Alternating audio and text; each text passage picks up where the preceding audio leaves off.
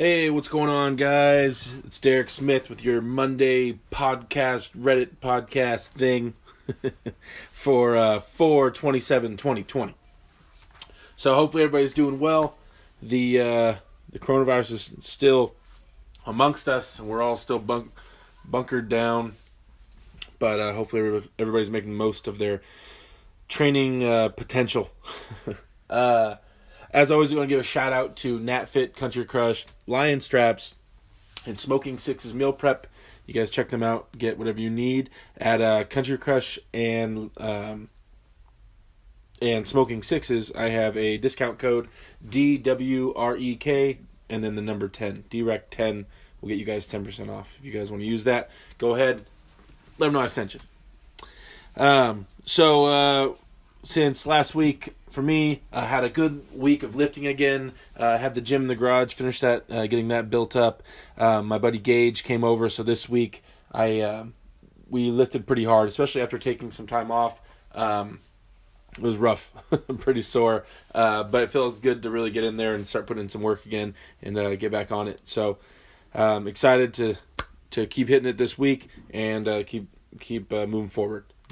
Felt a little bit lazy last few weeks, so it's good to get back at it.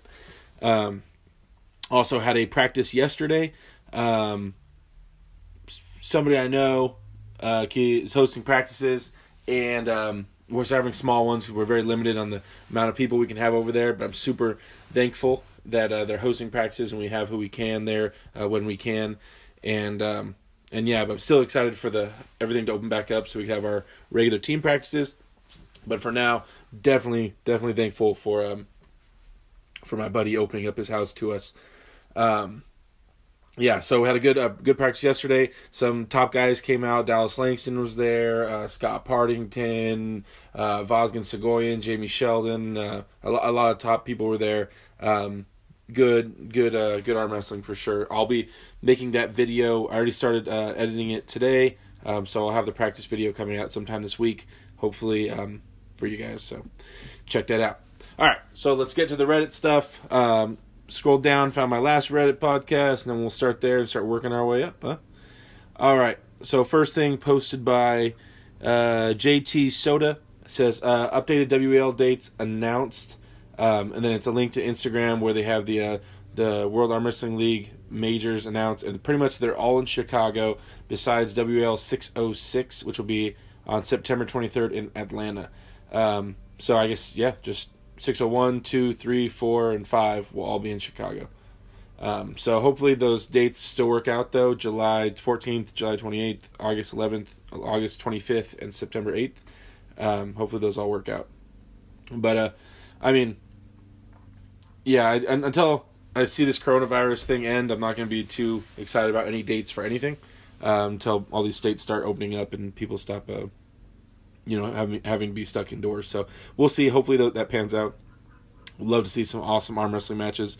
And I feel for the athletes that were like all peaked and ready to go and weren't able to have their super matches. So that sucks for them. Yeah, it sucks for me too. It sucks for all of us. Moving forward, posted by Arm Wrestling Noobs. It's a video about Irina Gladica, Beauty and Beast. I believe she was the one that was going to come over here and pull against Malin Kleinsmith, right? Irina is like beautiful, as are all these female arm wrestlers that WAL puts on, and she's also super strong, like multiple world champion and stuff like that. So I believe she's Russian. So excited to see if she comes into the WAL. And see how she can adapt to the rule sets and stuff like that. And hopefully, she transitions well over here and can make the most of it. So welcome to the WAL. Moving forward, posted by Rodental. Oh, this is a list of all the arm wrestling YouTube shows. If you guys get a chance, go on Reddit, check this out. I haven't learned how to pin more than one thing up to the top yet. I know I'm a horrible moderator. But he put a list of all the YouTube arm wrestling channels and a brief, just a link to the channels and then a brief description of what the channels are. And he put it on the Reddit page. So if you guys get a chance, you want to figure out what all these channels are about and a quick, brief explanation, then check that out. Posted by Road Dental. Thank you for posting that and giving my page a shout out. I'm at like 995 subscribers. I think I only need like 5 more and then I get monetized, guys. And then I'm going to be rich with my 25-cent check from YouTube. All right, moving up. Posted by MHTKMRAUG.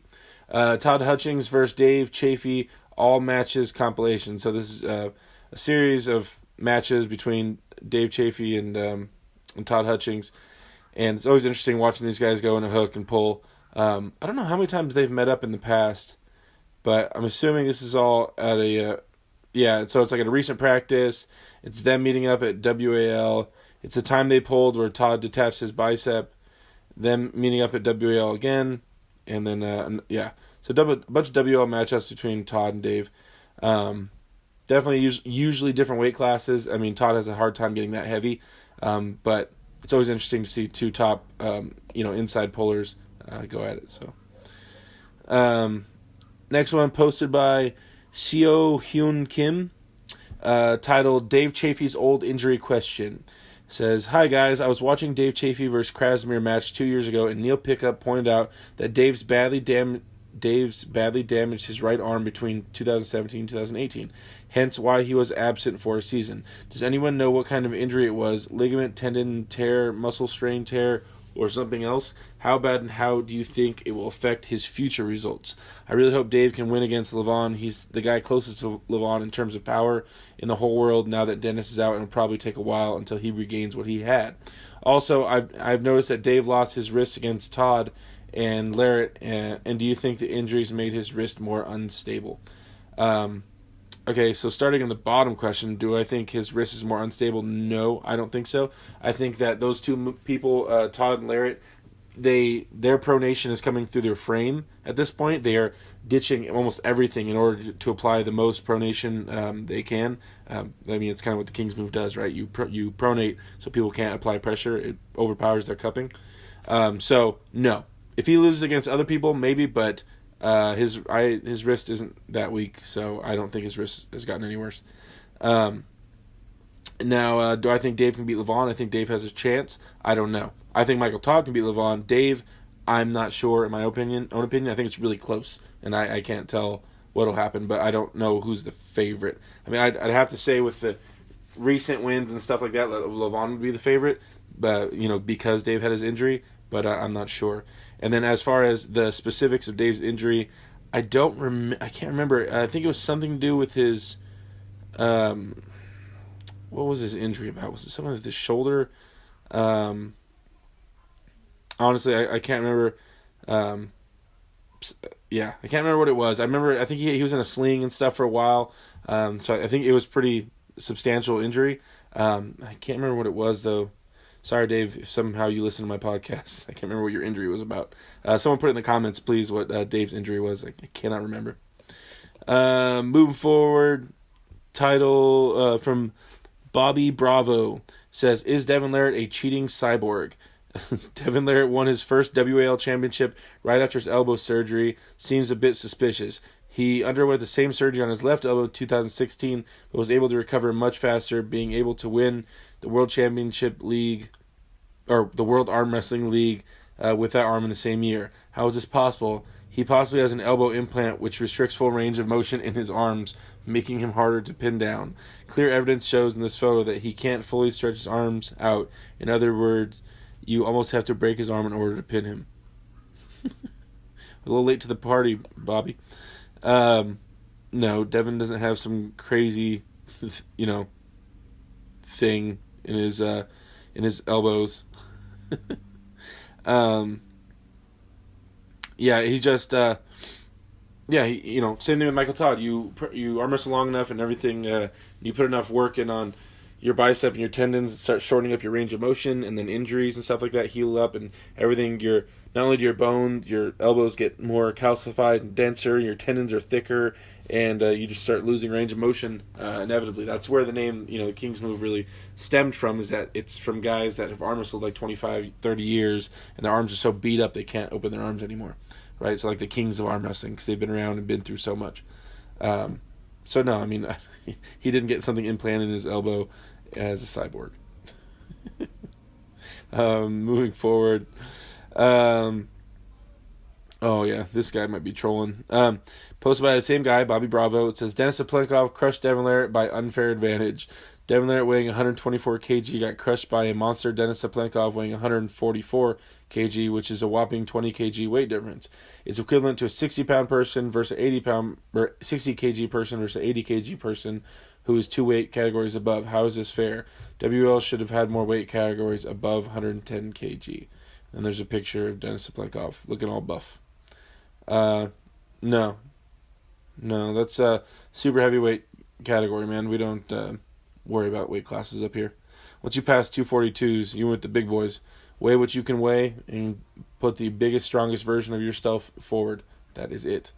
We don't break it down by weight classes anymore. And also, you got to think, like, once you pass a certain amount of weight, and I don't know what that weight is, I think it has to do with your frame, but unless your frame is like, okay, frames don't get much bigger than mine, right? Or like, think like Brian Shaw or Hafthor Bjornsson, and they're over 400 pounds, and they're with legs, right? And that's a lot of muscle. So at some point, imagine, because arm wrestlers don't work on their legs, so if you were just all muscle and you had a huge frame like mine, and I never touched my legs, and I didn't have all this fat that I have, then like, I don't know. I don't even know if I could pass 400 pounds, if I had really thin legs like most arm wrestlers do. So, yeah, I mean, depending on your frame, but most people aren't going to pass 275 pounds of muscle. After that, it starts getting, ridiculous. Unless you're on some kind of like government-assisted crazy steroid cycle where you're stacking on so much muscle, it's insane. But I don't know, man. Pretty much everybody that when they pass into super heavyweights understands that you just present the biggest, strongest version of yourself you can possibly do.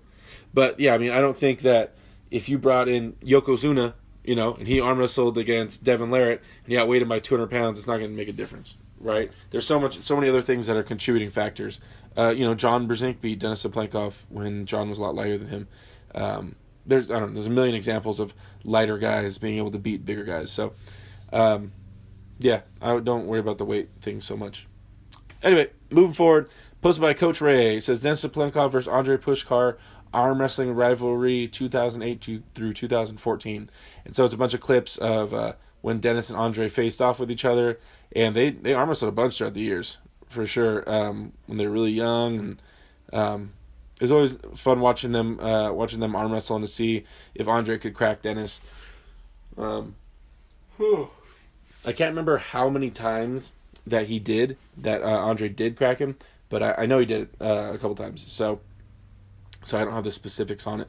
Andrei Pushkar, man, his style was so like awesome. The Ukrainian freight train, is that what they called him? But it was so direct and explosive, and he held everything so high that just trying to stop that was insane. People trying to catch that hit was crazy. The fact that Denis Saplenkov could catch that hit for so long was always shocking to me, and super, super impressive. And also when Devin did it and other things like that, right? Very impressive.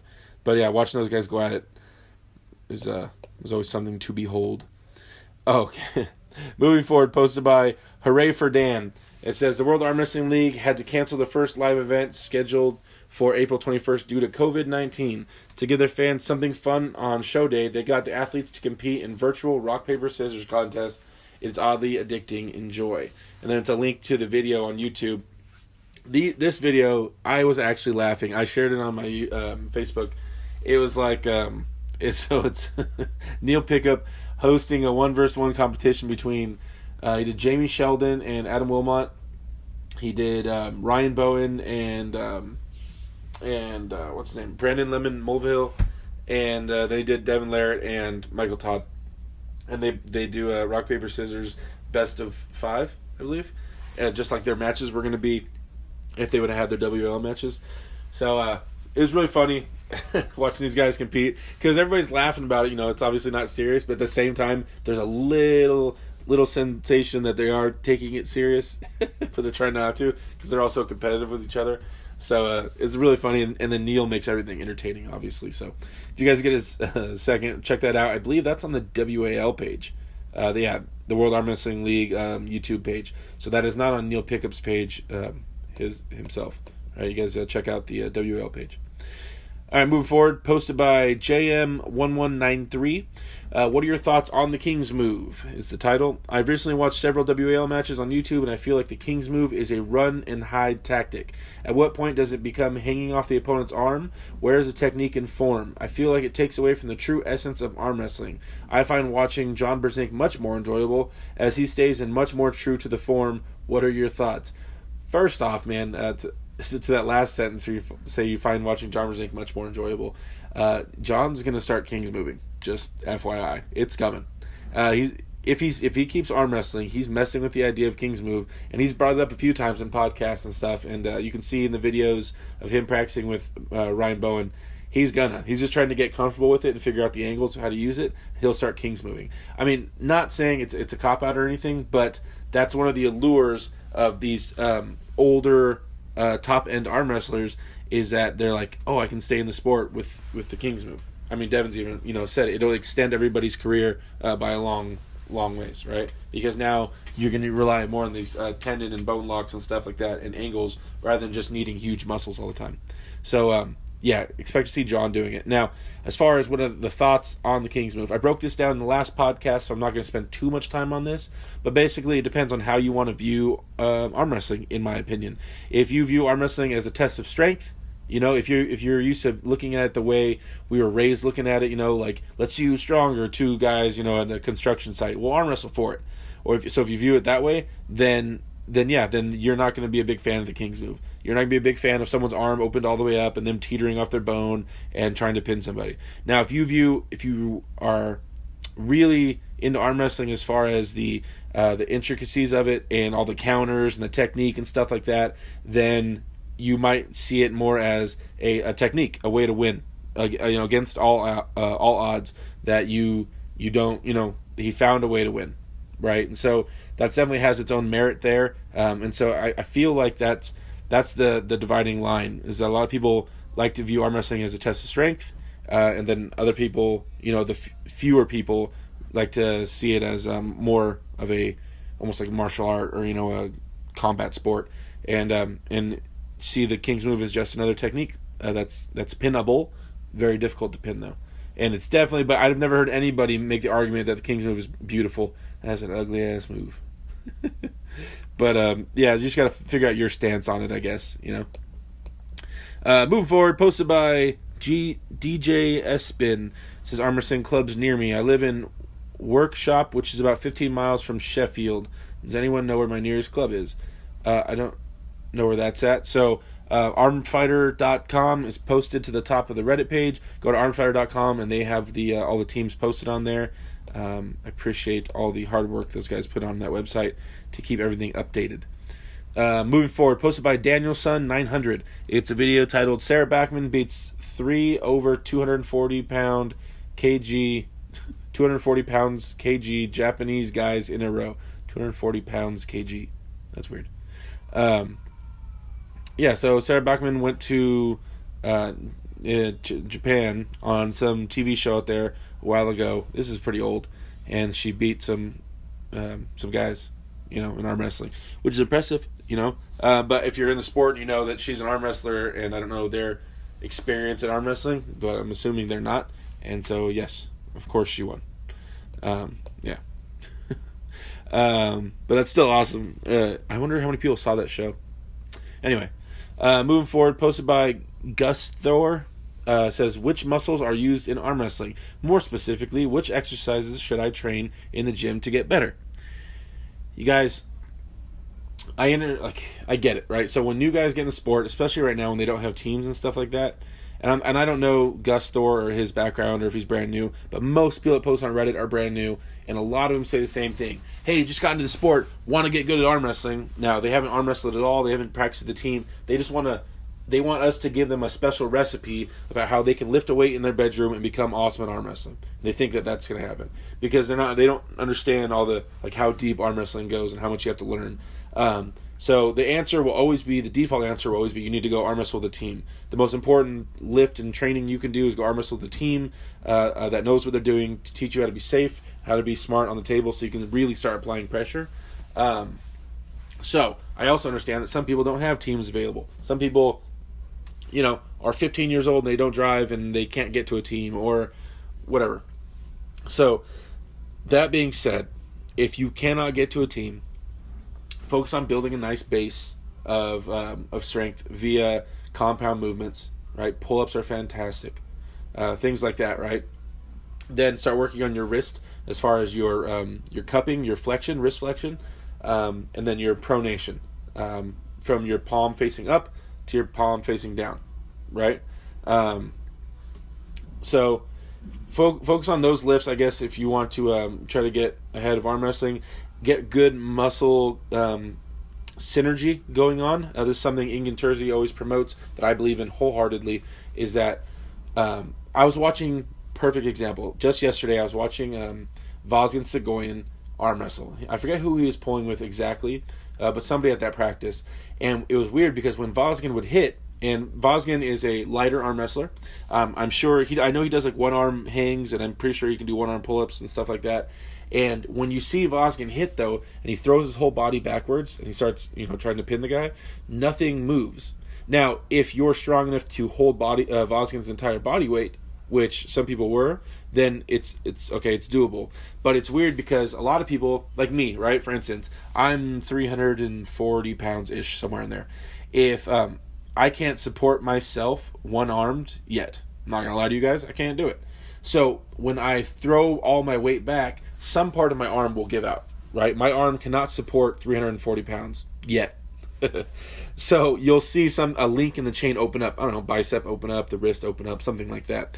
Now, when you watch Vazgen or one of those, especially the smaller guys, they hit, nothing moves. You have to literally catch their whole body because they've done so many body weight exercises like one arm pull-ups and one arm hangs and stuff like that, that their body is so used to, all those muscles connect, and they're so used to tightening up and holding their entire body weight on just that one arm. So when they arm wrestle, everything is engaged, and you're basically arm wrestling against their entire body. Right at that point, which is a trip when you really start watching it. So back to the original question, if you're at home, you're training, think about that. Think about connecting your muscles and getting comfortable in that type of situation. So I would say pull-ups, hangs, things like that, right? And then which muscles are used in arm wrestling? I mean, like kind of all of them. But if you want to start in order of priority, start at the tip of your finger. Tip of your fingers work. That's the most important, right? Then work down to your shoulder, and then down to your toes. Now that's all in descending levels of importance. I would say the most is in your hand, and then your wrist, and then your thumb and your wrist, and then your forearm, and then your bicep, and then your shoulder. Right. So those are all in descending levels of importance. They're all super important, but yeah, that's my answer. Okay, moving forward. Posted by Block 2717. Devin Larratt versus Dave Chafee, WAL 504 Super Showdown Los Angeles, full match, and that's a link to the match. I was there in LA watching that match. I remember Dave was sitting across from Devin, staring at him for a while. There was all these little mind games going on behind the scenes. It was really funny. Too bad you guys missed that. But yeah, that match was kind of wild in a few ways. But Dave was a tank, and watching Dave succumb to the King's move is just heartbreaking. I get it. I feel that. I feel that angle of arm wrestling. I get it. I mean, I do get the win at all costs. That's an awesome technique thing. But watching someone I hold in such high regard as one of the strongest arm wrestlers I've ever seen get his wrist bent back and stuff from the King's move again kind of sucks. But you gotta do what you gotta do to win. That's what it is. And if it's within the rule set and stuff like that, if people were still allowed to punch people in the nuts in UFC like they used to be, people would be punching people in the nuts all day. So it's within the rule set, and it's part of the game. And so, like, kudos to people that can pull it off the right way. And yeah, so that was an interesting match. If you guys get a chance, go watch Dave Chafee and Devin Larratt, two top guys going at it for sure. Moving forward, posted by Babylonian Sorcerer. Devin Larratt has a fetish for getting humiliated by Russian guys. Shake my head is the title. So I missed this whole thing, right? I don't know where I was. I was on the moon or something. But apparently there was a match between Devin Larratt and Vitaly, and then it got canceled or something like that. But I don't know. But the videos have been removed off of Armbet's page or whatever, so I didn't even get to really follow up on that. That would have been a really exciting match. Two of some of my favorite pullers. Watching them arm wrestle would have been awesome. But yeah, I don't know why that got canceled. I don't even know the details of it when it was getting set up, so that sucks. Moving forward, posted by Block 2717, WL 506, Gabby Vasconcelos versus Sarah Bachman. And that's when Gabby was a monster. I think she hurt Sarah that time. Gabby is so strong. I've arm wrestled Gabby, and it's wild, guys. It's wild. If you're listening to this, odds are she would beat you. And I'm serious, guys. Like, I've arm wrestled. My whole team went and arm wrestled with her at the time. I think she beat everybody on my team besides me, and she gave me all I wanted in a hook on her side of the table. I was really shocked. But yeah, do not underestimate how strong Gabby is. It's wild. I've never arm wrestled Sarah at all. I'll say that too. But I have arm wrestled Gabby because I wanted to see how strong she was on a hook. It's wild. She just has a really small hand. So, also back on what we were talking about a second ago. Back on what I was talking about a second ago. Devin Larratt versus Vitaly Letin. How I think that match would go. Oh man.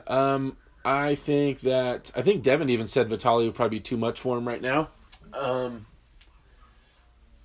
don't know. I mean, yeah, that might be it. I don't know how. So Devin's options. He's still a versatile puller, right? He had different moves, but his horsepower is not what it once was. His general, muscles, right? So at some point with Vitaly, you have to have some horsepower to stop that. You can have all the tricks in the book and know all the angles, but there's a lot of horsepower coming crashing down from that tall tower he calls an arm. So I don't know. I'd have to give it to Vitaly. I could be wrong though. And Devin is tricky. He knows what he's doing, but I don't know. Vitaly's on. Besides Levon, Vitaly's kind of on the top of the world right now. So. Moving forward, posted by Block 2717. This guy's crushing it. Can you beat Devin Larratt at arm wrestling? And then it's a video from Arm Wrestling TV where Devin was in front of the Arnolds and he's arm wrestling everybody that walks up and down the street. Yeah, we've seen this. So, Block 2717. You keep posting WAL guys doing WAL stuff. Are you working for the WAL? Interesting. Moving forward, posted by Tila Paya Rocks. Tilapia. Tilapia Rocks. Sorry, Tilapia. Tilapia Rocks. Larratt versus Letin. All right, everybody, who you got and what do the rounds look like? I got Larratt 5-1. I'll probably pull a Ryan Bone and have it be 5-1 the other way around. Yeah, like I just gave you my prediction on that. So, and next post was about the same thing about Larratt and Vitaly. Okay, moving past that one, posted by Not Sure 191938, titled "How Important Is Hand Size?" I arm wrestled a 5'11" guy a few years ago who was pretty strong, athletic, with noticeably bigger hands than mine, and claimed to almost never lose an arm wrestling match. And his reasoning was that he was a professional judo competitor for a lot of years. The match was done seated. It was a tie. I don't know what that means. It was done seated. Since then, I've really been weightlifting or anything. I haven't really been weightlifting or anything, so I'm assuming my power level remained the same. I arm wrestled seated too, a 6'8" guy recently who's also pretty strong and athletic, but had much bigger hands than the last guy. He won without seemingly putting in any effort. He wasn't bigger in size than the previous guy in terms of bulk, just much taller, probably a similar amount of muscle mass proportionate to his height. So I'm assuming his hand size gave him a huge advantage. Oh man, there's so many things I don't know about this. I don't know that we don't know the angles these guys are arm wrestling in. So arm wrestling, obviously, there's a lot that goes into it. A lot of counters, a lot of answers for problems. So does hand size can hand size affect you if they're bigger hands or smaller hands? I haven't found an advantage yet to having a smaller hand. Not saying it's the end all be all and you're screwed if you don't have a big hand, but I can name some advantages to having a bigger hand. I can't really name many advantages to having a smaller hand. Kind of like the same thing with arm length. There's some advantages to having a shorter arm, but yeah, when it comes to hand size, not too many. I mean, if you like the straps, then I guess if you have a smaller hand, it might be easier to slip. Yeah, but besides that, I don't know of any advantages to having a small hand. Now, when you come across a random person in the streets, the odds are they have no idea how to use the size of their hand in an arm wrestling match. So, I mean, he'll by default get better coverage on the back of your hand because his hand will be bigger. But, I don't know, man. Odds are he didn't even know how to use it. So, people say some ridiculous crap when you arm wrestle them in the streets and stuff or at dinner tables. They have no idea what they're talking about. Yeah, there's so many. I would have to see a video of the match. The guy could have been cheating. He could have had his shoulder behind his hand. You could have let him cover your thumb because you don't know how to arm wrestle. There's so many different reasons and ways that he could have beat you, man. Besides hand size, So try to take a video of it next time if you get a chance. Arm wrestle the guy again. Call him out and post a video of it, and then I can really give you some tips on how and why the guy beat you. But yeah, so hand size. If I could boost one attribute of mine, would it be to make my hand way bigger? No. I would have an immovable bicep. Personally, that's what I like. I mean, that's with my style. So hopefully that helps. It's the best I got for you. Moving forward, let's see.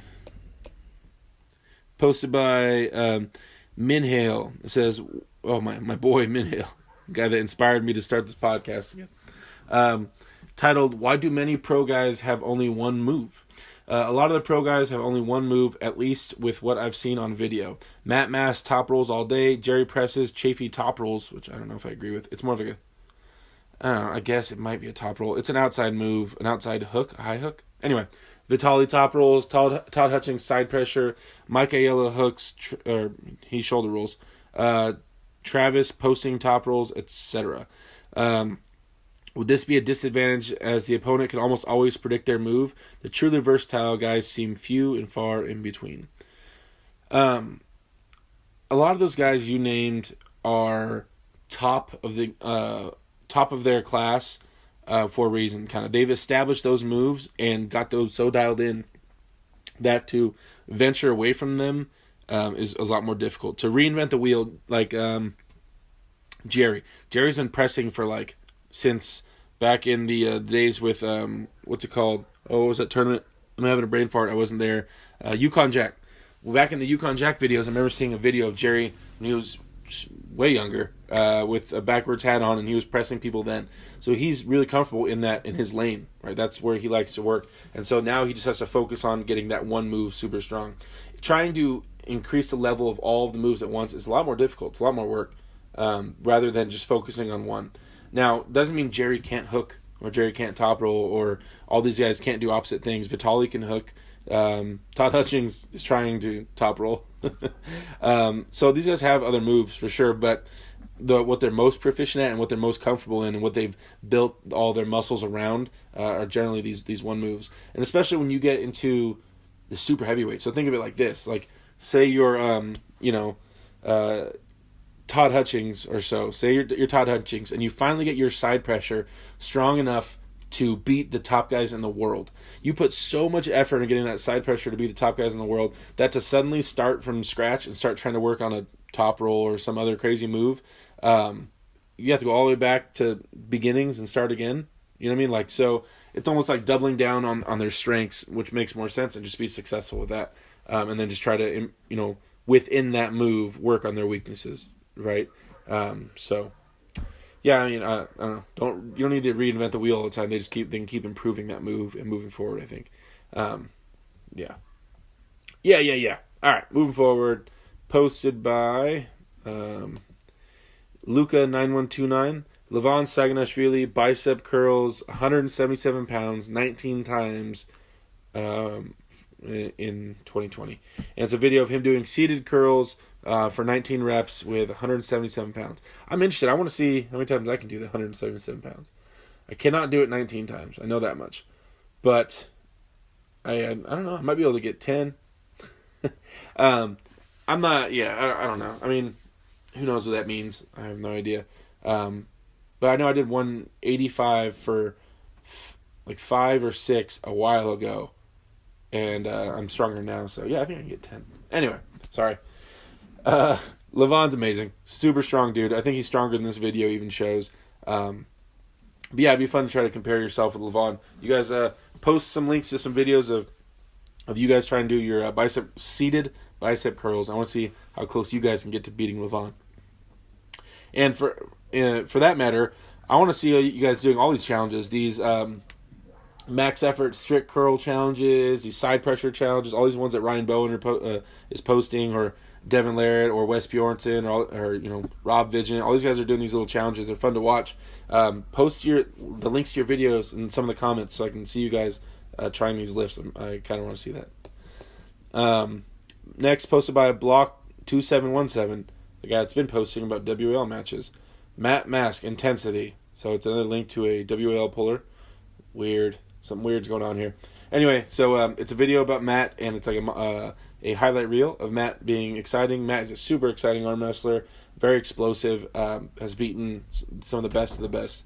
So yeah, I'm definitely a Matt Mask fan, good friend of mine. So you guys check that video out when you get a chance. See Matt dominate everybody.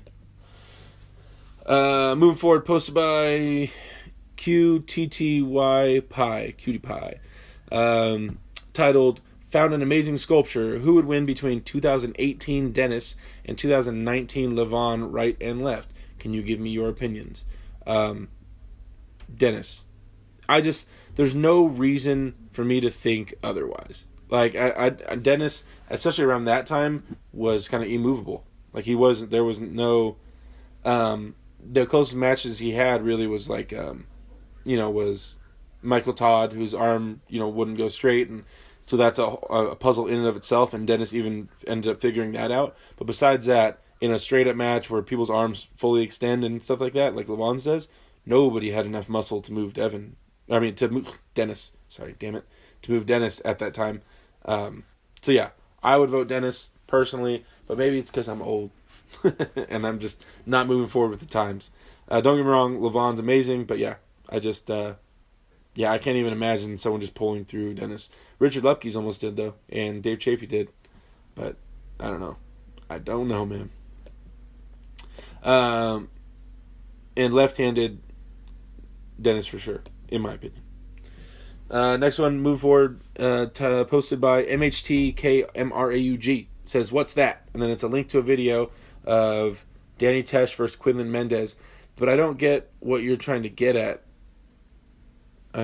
Quinlan is like walking onto the stage and he's talking to the referee.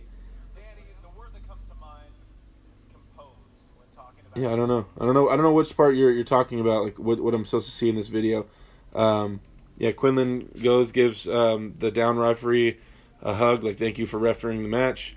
Walks up on stage, is talking about elbow fouls, and then one thing that I think Quinlan might be talking about in this video, I'm not sure, correct me if I'm wrong, anybody, but when I had my match, I didn't know that the WAL doesn't go by the tip of your elbow. They go by the surrounding, I think it's 2 inches. So you put your, put your finger on the tip of your elbow and then draw a circle around that, that being the center of the circle.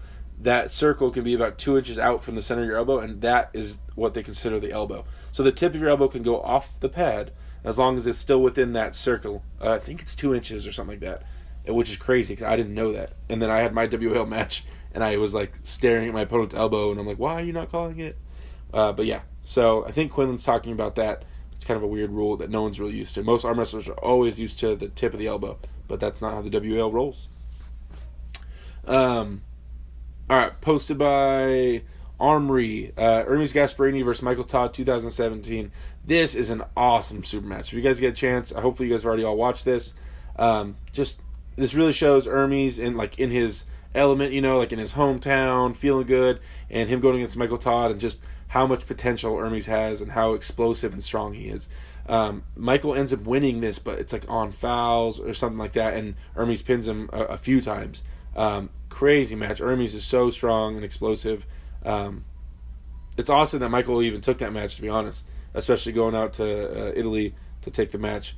But Ermes is an absolute beast. So it was kind of I don't want to say letdown, but when Ermes had his match with Matt Mask and WAL, I was like, not that I was cheering for Ermes to beat Matt, but I really want to see Ermes go all out and stuff like that. And after the first match, Matt pretty much just dominated their super match. So hopefully Ermes makes a comeback and he gets more comfortable with WAL rules and is able to apply himself fully, and we get to see some more exciting matches with him, because he is crazy amount of potential. Yeah, I mean, not even potential. He's there. He's there. But yeah, you guys watch this super match when you get a chance. He definitely has a bunch of pins on Michael in this video. I think Michael even said he barely escaped with his life out of that one. He barely won that one. Okay, moving forward. Posted by a guy from hardware store, titled "Long Arm / Short Arm Hooking Question." It says, "I always see on internet people talking about how rare tall hook arm wrestlers are, and vice versa with short guys for top rolling.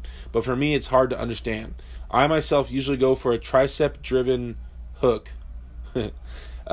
most of the time, and I'm quite good at it against guys who are shorter than me or similar height, and maybe a bit taller guys too, because I have longer arms for my height. But there are two guys who are significantly taller than me with lanky physique, and every time we pull, the moment I go for a press, they cup, and I find myself in a defensive hook, and I burn myself out trying to hold, and the only way I can do something from them to them is if they do a successful posting top roll, then I can press easy. So I'm just wondering, why there's such thing as it's better to hook taller guys and top roll shorter guys? Maybe I'm doing something wrong. I want to know, what do you guys think about this topic? Thanks for reading. I'm looking for your answers. I posted on here. I answered this, but I'll kind of go over my answer with you guys. I'll read this and then explain a little more in depth. Basically, I put like long arm pullers have the ability to rise higher than short arm guys. So they can go taller, right? I can go higher. I have a long arm. I'm tall. For those of you guys that don't know that, and so since I can go higher than most short arm guys, then as long as I have enough power through my post and enough pronation, that I can just keep rising. If they're focusing on trying to hook me in, then they run out of height, and I can kind of take them into try to lift their elbow off the pad, or just keep going up until they're now focusing so much on holding their elbow down so they don't foul out that I can target their hand. Right now, if you're going against a longer arm guy like myself, then you kind of want to extend it. Think about a tree branch, right? That's how I always explain it to people. When you're trying to beat someone tall like me, imagine my arm like a tree branch. If you wanted to snap a tree branch off a tree, you would grab it at the end of it, right? Not anywhere near the base, not anywhere towards the trunk of the tree. You grab at the very end of it, and you would start pulling down and pulling that branch away from the tree, right? So it's kind of the same thing. You want to extend tall people, not let us get our arms straight up and stuff like that. You want to spread our arm out, and then you'll have a way better advantage, right? So a lot of it's like back pressure driven. Think American style hooking, which starts with the cupping and pulling straight back first. That's pretty effective against tall guys. So then in terms of, if you guys want to talk about what are tall guys good at hooking and stuff like that? Yes. Really glad someone asked this question, because I love talking about this as a tall guy. So when you long-armed arm wrestlers, you start top roll. You get in the sport, and everybody always tells you, oh, you have a long arm, you should top roll. And so generally, most tall arm wrestlers start top rolling default. And it's true, they do have huge advantages, and they can really do it well. But that doesn't mean they can't hook well. If your whole beginning of your career, you're top rolling all the time, and every time you do get pinned, it's because a guy pulls you into a hook, right? He separates you, pulls you into a hook, and so by the time you embrace the hook, okay, the guy has crushed your top roll 90% of the time, and now you're in a hook. But that's not you setting a hook. That's not you actively pursuing a hook. That's a guy crushing your top roll, and then you're in a shitty defensive hook, which is bad for everyone, right? No one likes to be in a really opened hook, and no one's proficient really there, right? So try going into a match and initiating a hook, an offensive hook where you're attacking, where your elbow is inside your shoulders and you are cutting into their angles, right? And you're putting pressure on their bicep. So once I realized that, then I realized I could hook. Because there was definitely a long time where I thought, oh my God, I have to run from all these really strong guys. If they get a hold of me, I'm screwed. And then I start realizing if I go at them in a hook, I'm good. I'm good. You just got to have confidence in your bicep and all that stuff, and you can go at them and do amazing things if you're offensive. If you're always getting in a really horrible hook because they're crushing your top roll, then don't judge yourself. Don't judge your hooking ability by the crappy hooks you're getting by them destroying your top roll, right? And same thing with shorter guys. There's guys with short arms that can top roll really well. Because if you have a shorter arm than me and you try to top roll me, then kind of what Levon Saganashvili, what he did to Vitaly Letin, right? Levon posted his hand straight up. So if I arm wrestle a shorter guy and he wants to top roll me, then I have to drop my angle just to even meet his arm because my arm's so long. So I got to lower my hand down just to get a hold of him. So that means the shorter guy's arm can be posted at the front of the pad completely straight up, right? You can have an amazing angle with even high knuckles and everything, especially if you know how to play the referee. You can tell the referee, you can hide your thumb a little bit and tell the referee, hey, I want to see my thumb, I want to see my thumb. So that way the tall arm guy has to drop his hand and eat into your hand a little bit, and then you keep those knuckles high and you just post straight backwards because your arm's already set up for it. You just have to basically take your fist and try to punch yourself in the face, go straight backwards because your angle will be straight up. My angle is dumped down just to meet you as far as height's concerned, right? I have to come down to you. So you can definitely top roll as a shorter guy, very possible. And if you have a small hand and you're a shorter guy, then you can just go to the straps and you can top roll amazing in the straps too. You can do a lot of posting moves in the straps. So, yes, you can do both. You can do everything with different arms. They're just different angles, you guys. So to try to put them all in, like, trying to paint it in black and white, you can't do this, you can't do that with a long arm or short arm, that's not true at all. You just have to know how to work with what you got. Because you can do anything with what you have. You just kind of have to know what you're doing a little bit. Put some effort into it. Hopefully that answered the question a little bit. Sorry, I get a little passionate about that. Because tall guys can do it. You can hook too, guys. Moving forward, posted by Block 2717, Devin Larratt versus Andre Pushkar, World Championship Title Fight Classic. And it's a link to when Devin Larratt and Andre Pushkar pulled. Block 2717, keep posting these WAL guys. Now it's about Devin Larratt. I'm noticing a trend. That match is amazing. That's the match where Devin Larratt and Andre are pulling, and Devin stops him, and Devin's like, what does he say? He's like, yeah, what was the exact words? I can't remember. Yeah, anyway, he starts like saying, like, feel that. Like, yeah. And he's like, no, and he talked, a lot of people actually had a big problem with that and thought that Devin talked too much shit during that match, that he just wouldn't let it go. But I get it. That was when he became number one in the world, left-handed and right-handed at the same time. So I'd be talking some crap too, for sure. Yeah. But yeah. Moving forward. Sorry. Posted by Injury K06. Says Kochak from I think it's Osgur Kochak. I forgot how to pronounce it in English. WF qualification final. Basically, Osgur is, I'm probably way mispronouncing his name. He is amazing, from Turkey, right? This dude has wins on everybody in WAF and European Championships. This guy is a monster. He's also been at Zloty. He beat Marcio Barbosa, and I'm sure he beat a lot of other top arm wrestlers. It's crazy how much side pressure this guy has. His setup is really odd, and this guy is a genetic freak. You guys get a chance, watch him. Check him out. He has Instagram and all this stuff like that, and watch his videos. He has wins on so many top arm wrestlers out in that side of the world. Ozgur, right? So I think it's I can't even pronounce it. His last name is Kosak, Kock, I believe. Yeah, check him out. He's very exciting arm wrestler. Very exciting. Very fast. Moving forward, posted by Kale Ho. It's titled Wrist and Shoulder Health. How do you guys keep wrists and shoulders loose and free from clicking and constant pain? My right wrist is constantly clicking and cracking when I move it around. It feels all right to arm wrestle, but once I get top rolled, I'm all out of power. Same thing with my right shoulder. It's way stronger than my left, but it can't move in all directions without clicks. I'm doing face pulls for shoulders and lower arm rotation movements. Some pointers and or videos would be real helpful.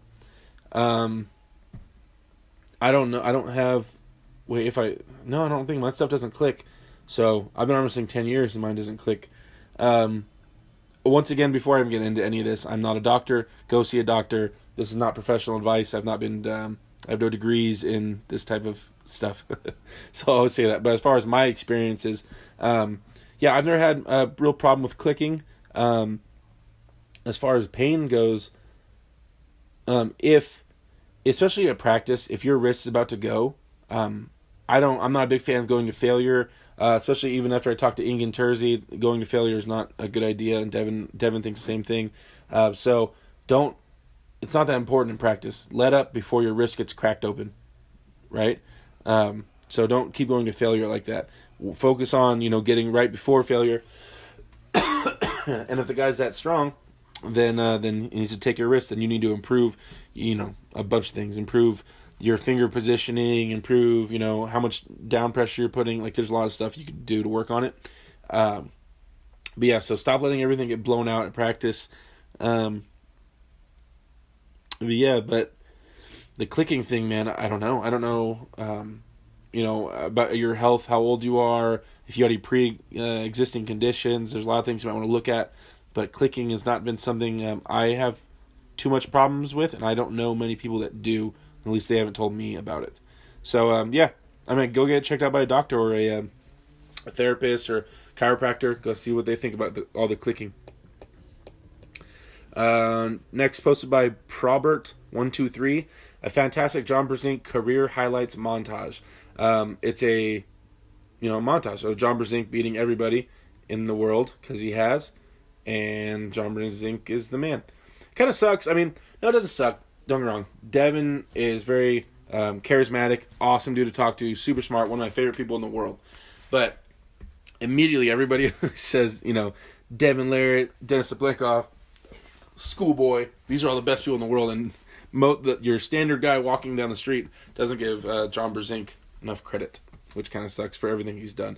But he's not as big of a player right now, and I get that, But as an arm wrestling head, someone that's really obsessed with arm wrestling and where it came from, seeing people not give John Brzenk his due diligence kind of hurts my feelings. Although it's almost probably the same thing with guys who started before me. So guys that have been around for 40 years, way before I was arm wrestling. I've only been arm wrestling 10 years. So guys that have been around for like 40 years, they probably get mad that, or not mad. It probably bothers them that we only talk about John Brzenk and, Alexi Voda and Travis Bajent. They're probably mad we're not talking about Cleve Dean and Virgil Arciero and guys, back then and before that, right? So, I don't know, it's kind of a trip, I guess. That's how it always goes. People that grew up in the Michael Jordan era always talk about how MJ would beat LeBron and MJ would crush this guy and MJ, you can't, it's like, I probably just stand up for John Brzenk too much. Too big of a fan. Anyway, moving forward, posted by Minhale. It says, what do you guys think of Alizan Muratov's lightning fast arm wrestling style? And now it's a link to a video of Alizan Muratov. He's from Kazakhstan, and he is one of the fastest arm wrestlers ever seen. You guys check this video out if you get a chance. It's posted by Global Arm Wrestling. The dude's just lightning fast. I mean, and a lot of guys are in Kazakhstan. I don't know how one country just has a bunch of super fast arm wrestlers, but they do, and they're awesome. And they're great arm wrestlers. So you guys get a chance, check out the videos of his pins. That's like a level of speed where, not that he's not strong, but it's like I don't even know how strong you need to be if you're that fast. Like, you're applying pressure so much faster than other people that they don't get a chance to fight back. And so, yeah, I mean, there's not a lot of people, there's always new things coming out, new ways to be amazing in arm wrestling. It's kind of cool, you know, King's move or just being so fast that they can't even arm wrestle you. So yeah, definitely check that video out. That's really, really impressive. Posted by Swole Nasty. It says interview with Denis Saplenkov, top roll training, and thoughts on Levon. And it's a link to a video, and the guy put some key takeaways from this video, and then he has posted all his, basically what Dennis was saying in the video. It's pretty long post. I'm not going to read all of it. Basically says, it goes over his regimen and the fact that Dennis is going to train for top rolling now a little bit, and start trying to top roll people. Devin swears that Dennis is a very smart arm wrestler and versatile, and so I don't know. I'm interested to see if Dennis can start doing some different moves besides hooking. It says that he's going to be training. He doesn't know if he'll get stronger than he used to be, but he's hoping he can match it. And he's not too impressed with Levon's. He feels like Levon doesn't let people. He's not very exciting to watch. He doesn't let people get in the match and stuff like that, and he just tries to steamroll everybody. And so Dennis wants to see Levon, do some other stuff. And so, yeah, that's pretty much what he said. So. Okay, that's the end of it, guys. That's the end of the podcast. I appreciate you guys listening for this 55-minute podcast. If you guys get a chance, go on this Reddit stuff. Start following the Reddit stuff. Go on the Discord. We have a Discord where we're all chatting about arm wrestling all the time, live chat rooms and stuff like that. If you guys get a chance, please subscribe to my YouTube channel. I'm almost there, guys. Now I'm going to be super rich from YouTube. It's going to be so awesome. I can't wait. But yeah, I appreciate all you guys' support and everything like that. And I'm really enjoying doing this podcast for you guys, especially during these boring ass times with minimal arm wrestling. And watch my channel for that new practice video coming out pretty soon. Some rare new arm wrestling content for you guys. All right, guys. Well, thanks for listening. Go out there, be bold as shit, while still wearing masks and using hand sanitizer. I'll talk to you guys later.